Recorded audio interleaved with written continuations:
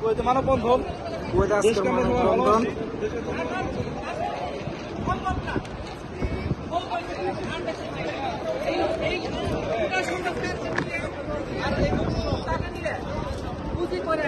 রাজ্যের মধ্যে 18 বছর ধরে বসে রয়েছে, কিন্তু আমরা এটা সহ্য করবো না। সাধারণ মানুষ আমরা কোনো দল নাই, দল মত নির্বিশেষে আমরা সবাই কিন্তু একমত, আমরা সবাই একমত চুনার বিরুদ্ধে, চুনার বিরুদ্ধে।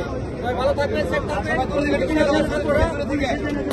আর পুলিশ ভাইদের বলছি, আপনার কিন্তু কারো না কোনো সন্তান, আপনার কিন্তু ছেলেমেয়েরা আছে, চাকরি বাঁচানোর জন্য যদি আপনারা কাউকে শুরু করেন, কিন্তু পরবর্তী কিন্তু ভয়াবহ পরিস্থিতি আপনাদের মোকাবেলা করতে হবে।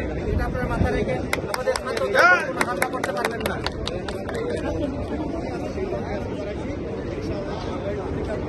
আর প্রবাসীদের সবার উদ্দেশ্য বলতেছি, ভাই সবাই সতর্ক হয়ে যান। আমরা একটু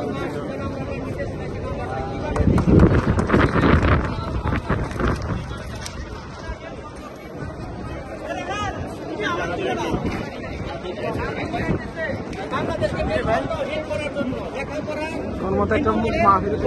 পরিস্থিতি আমরা এরকম লেখাপড়া চাই না। মেধাশূন্য করার পরে ওনার চিন্তা ভাবনা একটাই যে মেধাশূন্য আর সবাই প্রবাসী হোক, রেমিটেন্স পাঠাই, দেশ পাঠাই না, এটা চলবো না। কথা সংস্কার করতে হবে, মেধা ভিত্তিক চাকরি দিতে হবে, এটি আমার শেষ করতে হবে। ধন্যবাদ সবাইকে।